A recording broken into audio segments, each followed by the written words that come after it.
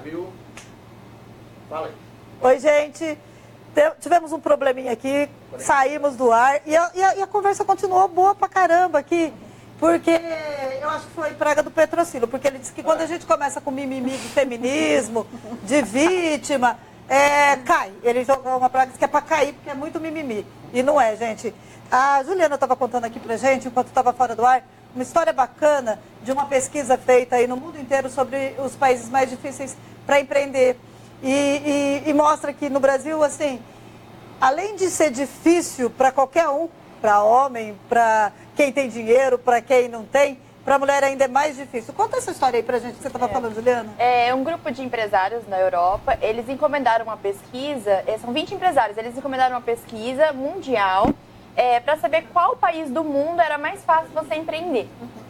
São 190 e poucos países, né, analisados, e o Brasil está na posição 123, ou seja, o Brasil é mais fácil você empreender em países igual a Argentina, em países que estão, Venezuela, que estão em dificuldades econômicas extremamente acentuadas, graves, do que empreender no Brasil.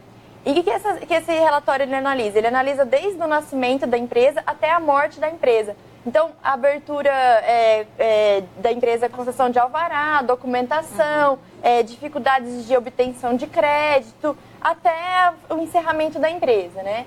E o que constatou foi que em países, não no Brasil, mas em alguns países do mundo, a mulher ela enfrenta muito mais dificuldades, no Brasil também, mas chega ao ponto de em alguns países a mulher precisar de uma autorização do marido para ela poder abrir empresa.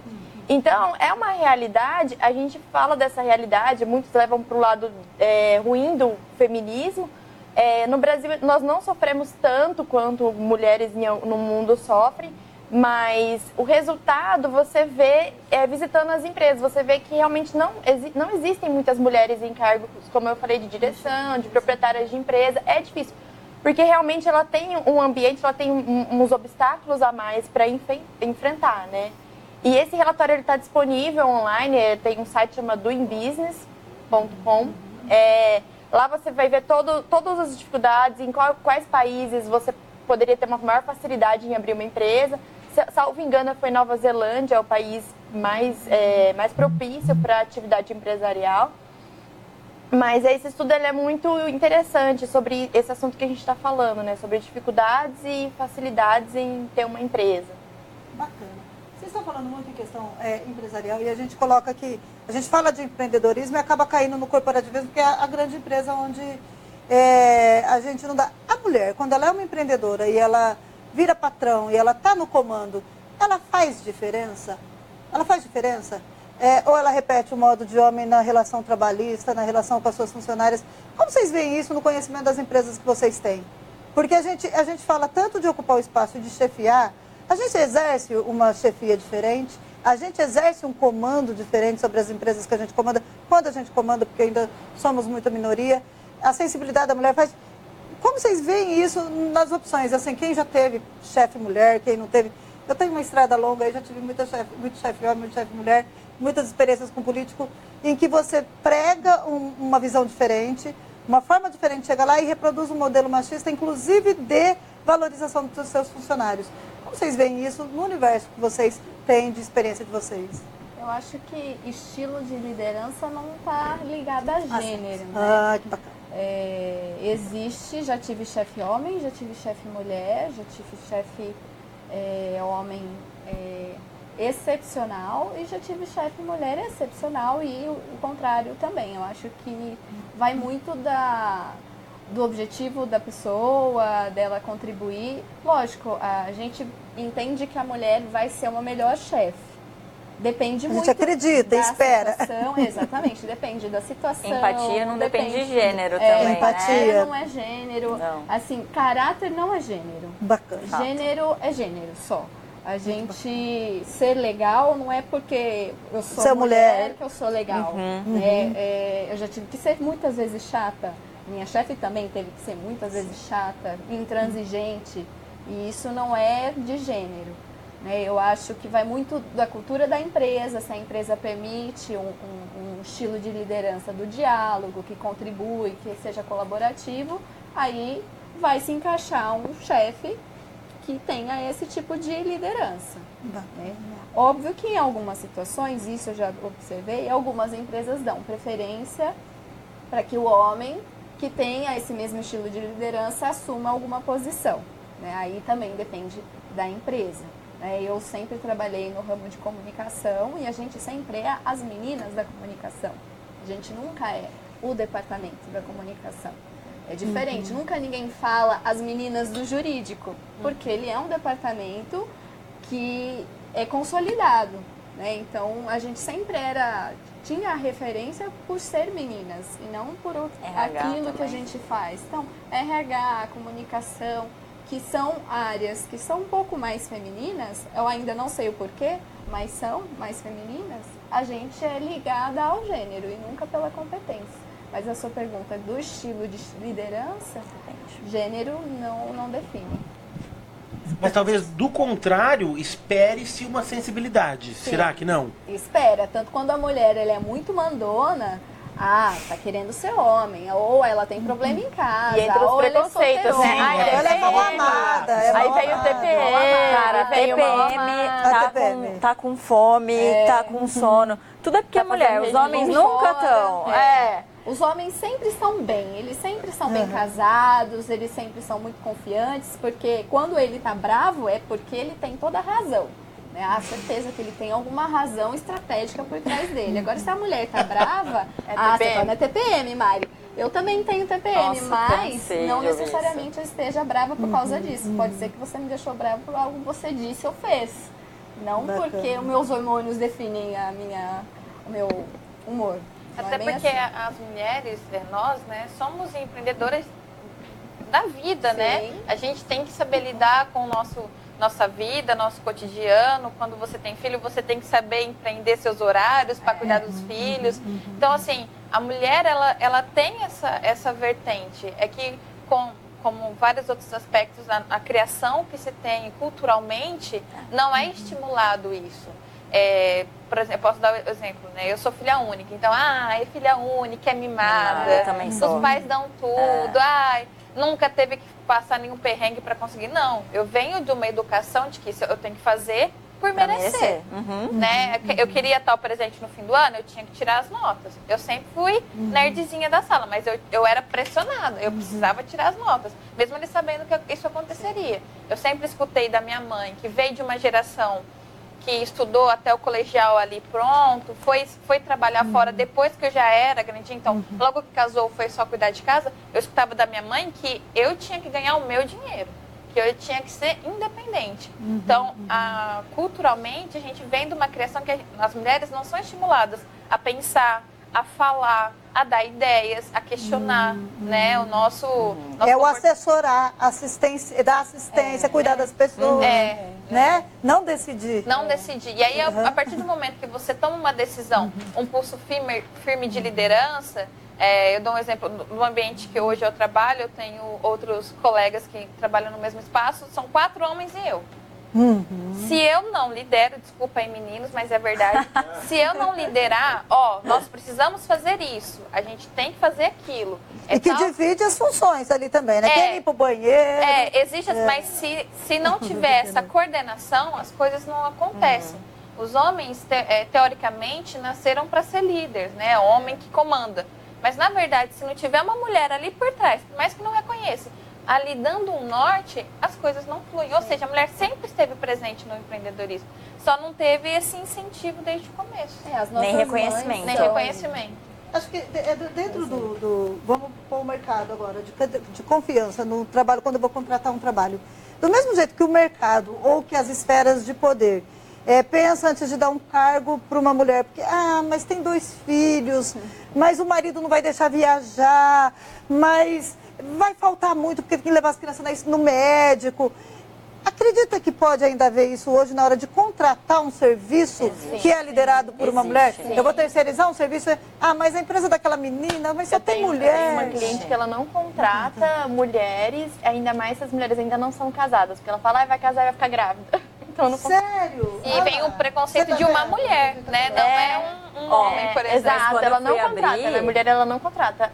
E tem um cliente também, que eu já até fiz estágio na empresa dele também, ele não contratava mulher, era uma empresa que ela fazia parte de cobrança e tal, e na época que eu fiz estágio lá, eu fiz estágio na empresa dele, eu era a única mulher lá. Ele não contratava porque tinha que falar muito com o cliente, às vezes você tem que fazer na parte jurídica cobrança, né? Então você tem que saber como você vai lidar com o cliente, porque pode gerar até um passivo para a empresa depois. E ele falava que a mulher, às vezes, ela ficava muito estressada e tal, e tinha época da TPM, então ele não contratava. Ou até que tem que se relacionar com o cliente e provocar os ciúmes, a mulher tem isso também. Então, isso acontece muito. Mas o preconceito não existe. Não, é mimimi. Quando eu fui abrir, me falaram, não sei, acho um preconceito, mas a gente tem que pensar até que ponto é verdade com o comprometimento nosso de mulheres.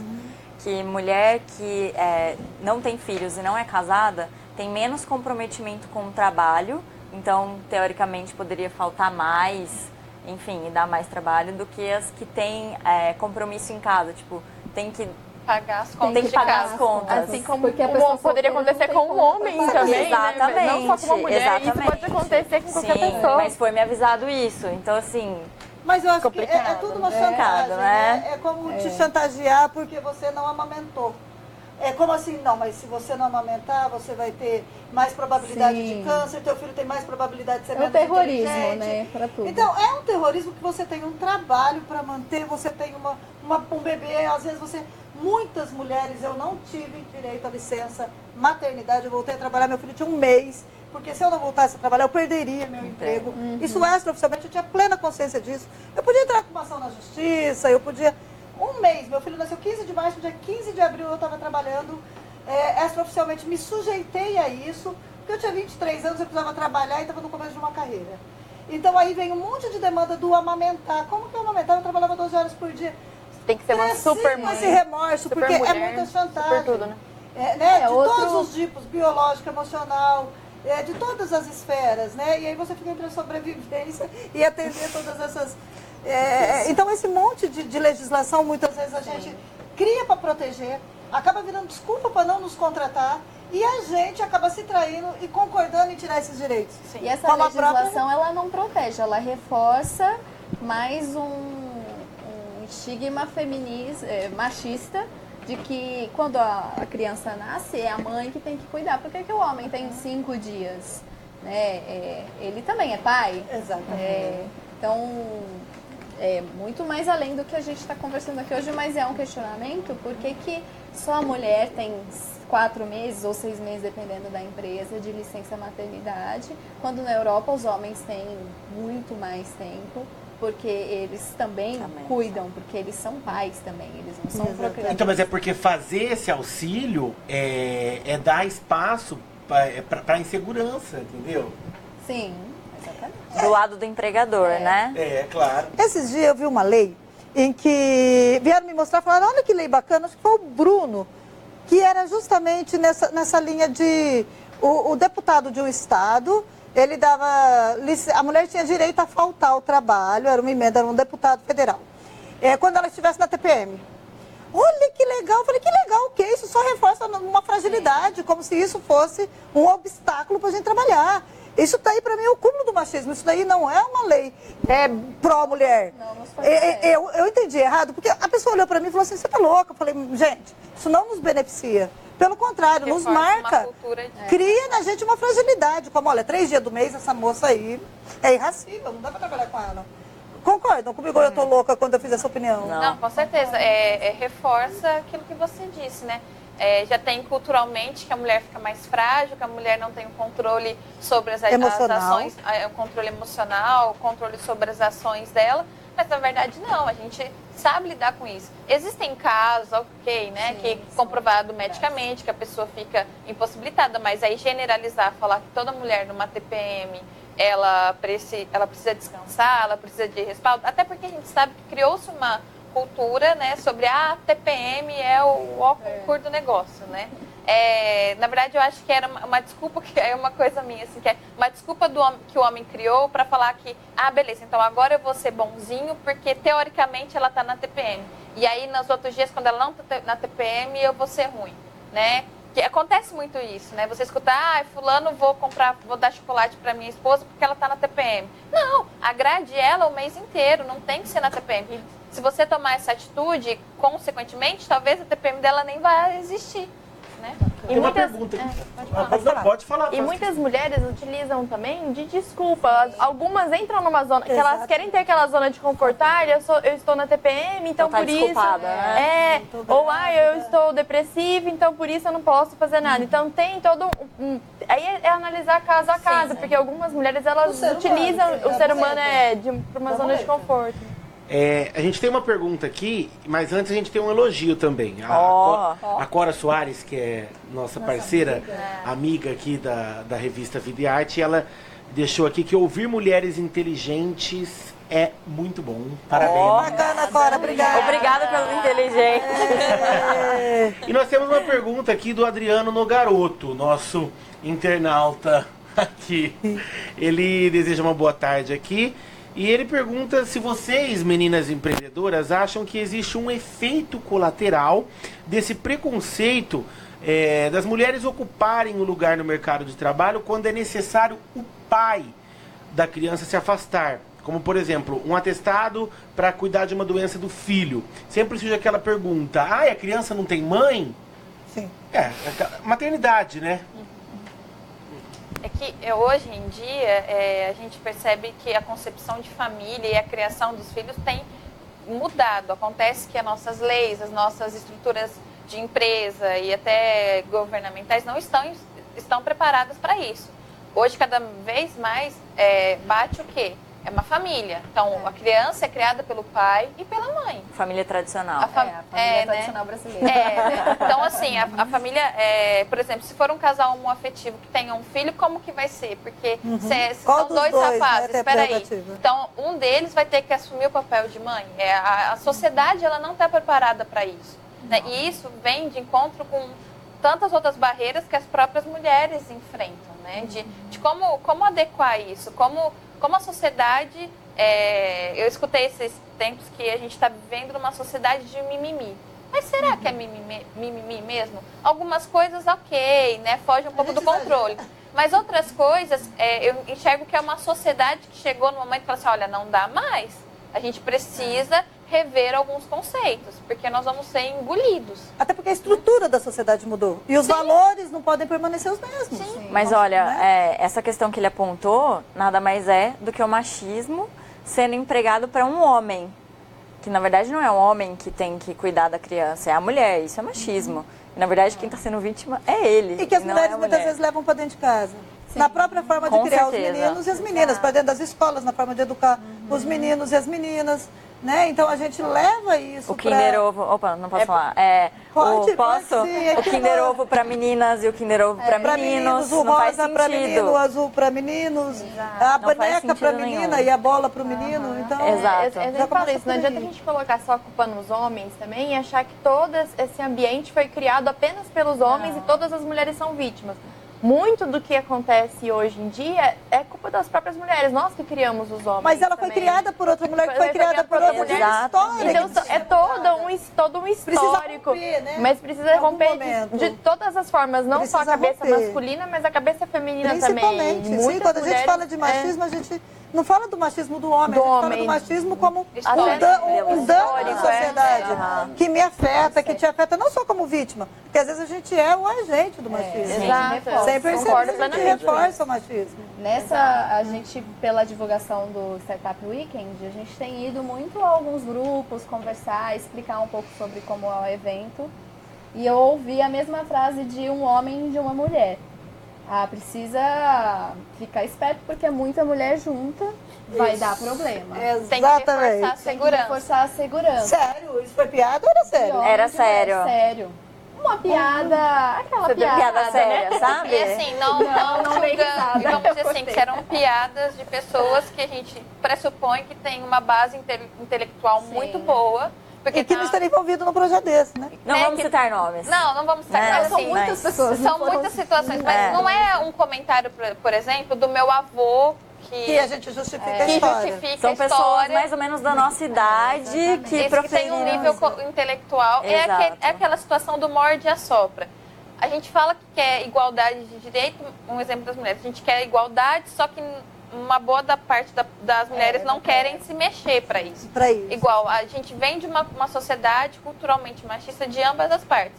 Mas quem que tem que se movimentar? Quem tem que sair e gastar as mangas? Quem está incomodado. Quem quer mudar, exatamente. E é a mesma coisa. E a mesma coisa na questão de um negócio. Por exemplo, eu estou numa empresa, estou infeliz nessa empresa, reclamo, mas não saio da minha zona de conforto. Então, amigo, você quer empreender como? Você quer sair dessa zona de conforto como? Legal, você já começou aí. Como a gente picotou o programa, é uma pena, porque quando a gente voltou com uma média de audiência melhor que a anterior. Sim, a gente alcançou porque não tinha alcançado. Olha só! Mas infelizmente tem o horário, né? Com certeza. Eu queria com a Larissa, então vamos começar dali pra cá. Qual o teu conselho, Larissa, para quem tem esse bichinho, igual você tem, empreendedor, começar... Qual o teu conselho? Eu quero, cada um de vocês, olha, pensa se é isso, eu não sei, vê se é o que vem de dentro, vê se é isso que você quer. Eu sempre me questionei se eu tenho esse espírito, né? Você, qual é o teu conselho, por onde começar e o que você deixa aí para a mulherada? Bom, o meu conselho é de que nunca escute das pessoas que sua ideia não é boa, que sua ideia não vai dar certo, ou que você não tem capacidade de executar o que você está pensando. Primeiramente é isso. Às vezes a gente sai falando para as pessoas e aquela inveja branca acaba te podando e você se sente insegura, ainda mais que você é uma mulher, né? E tantas coisas que nós discutimos isso. O segundo conselho é participe do Startup Week. Bacana.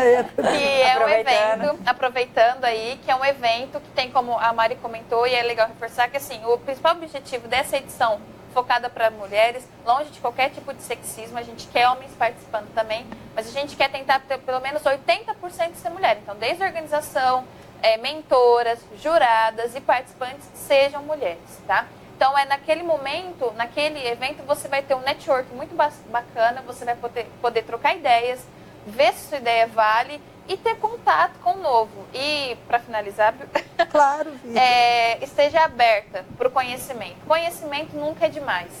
A gente filtra e vê o que que a gente pode levar para a vida ou aquilo que vai ficar na gaveta e vai ficar esquecido. Mas conhecimento nunca é demais. Busque, pesquise, converse, troque ideias, seja no bar com um amigo, seja tomando um café, troque ideias, converse e não deixe apagar o objetivo que você tem de vida. Tenha sempre um objetivo e vá atrás dele. Com certeza. Na prática, como pôr toda essa paixão, essa empolgação, como transformar isso e... Vamos lá, Bom, meu conselho é um pouco parecido com o finalzinho do que a Larissa falou. Eu acredito que hoje em dia nós vemos muitas pessoas que elas trabalham por trabalhar, elas vivem por viver, elas não têm aquela propósito, aquela paixão pela vida, né? Poxa, qual que é o meu propósito? Eu não sei se essas pessoas já pararam para pensar, mas daqui talvez 100 anos, 150 anos, os, sei lá, tataranetos dela não saibam nem o nome dela, né? Então, é muito chato você pensar que você um dia vai morrer e que ninguém vai saber nem que você existiu. Aí entra o legal de você deixar um legado. E a partir do momento que você trabalha, você tem uma missão de vida. Poxa, a minha missão de vida é essa. Igual a empresa tem a missão dela, por que não criar a sua própria? Então, parar para pensar, poxa, por que eu vim no mundo? Por que eu quero contribuir? E deixar um legado. A partir do momento que você deixa um legado, você pode morrer, com certeza, você vai, todos nós vamos. Mas aquele legado, ele pode ficar, ele pode permanecer. Você pode fazer o bem para a pessoa, você pode gerar um bem, você pode construir um negócio que ele gere efeito de positivo para impacte pessoas positivamente. E isso é um legado. E foi feliz com o que você fez, né? Foi feliz com o que você fez. Então, a pessoa, independente do que ela escolher, olha, eu quero trabalhar numa empresa, eu não quero empreender, eu quero ser empresária, eu quero fazer salgadinho e vender, enfim, qualquer coisa. Aquilo lá tem que fazer parte do propósito de vida dela. Por que essa pessoa está no mundo? Então, esse é o conselho que eu deixo assim para todo mundo, realmente. Bacana. Bom, empreender não precisa sair da empresa, vender o carro, a casa e amanhã tentar criar alguma coisa, né? Empreender é ter propósito, é estudar, porque conhecimento é a única coisa que ninguém tira da gente. Eles tiram a paz, tiram o sossego, mas conhecimento ninguém tira. E buscar olhar dentro de você, ou olhar no seu redor, dentro do departamento que você trabalha, ou se é dona de casa, alguma coisa que você sente que te faz atrapalhar, você perde tempo. Pensa na sua dor, o que você pode resolver ali. Com certeza as ideias vêm daquilo que a gente vive. Né? Eu não vou criar uma ideia para alguém lá em Minas Gerais, se eu não conheço, eu não sei. Pensa no que você vive e no que você pode contribuir para o que você precisa. A gente às vezes empreende dentro de casa sem perceber. Né? Então, a gente tem que tirar uma película da miopia dos olhos e olhar com mais clareza o que a gente vive todos os dias. Grandes ideias vêm de problemas pequenos que a gente vive todo dia, que a gente nem lembra que é um problema. Bacana. Esse é o meu conselho. E participar desse desafio. E quem sabe ali você vai descobrir que pequenas ideias resolvem grandes problemas e muita gente está disponível para pagar. Isso é incrível mesmo. E aí, Lu? Bom, meu conselho é procurem alguma coisa que vocês gostem de fazer. Exatamente. E vão atrás de pessoas que já fazem isso. E perguntem como é o business ou como é a profissão, enfim, se alguém quiser trocar de emprego. E para ver realmente, passe um dia testar suas ideias e fazer networking. Enfim, só façam o que gostem. Não adianta empreender no que não gosta, porque não vai durar um ano, infelizmente. É isso. Bacana. Gente, é sempre muito bacana ouvir isso e eu quero dizer que durante muitos anos da minha vida, eu repeti isso, eu falei isso quando a gente começou o programa, repito agora, eu queria uma forma de mostrar coisas legais que as mulheres fazem. Sempre me incomodou muito isso, a gente piscar no escuro, a gente fazer um monte de coisa bacana. Uma vez ou outra, alguém conta uma história, mas poder trazer, na minha participação, no meu pequeno espaço, né, e é esse. Acho que a internet acabou, você precisava escrever uma coluna, não sei o quê, e de repente está aqui, e a gente conseguiu pôr isso dentro de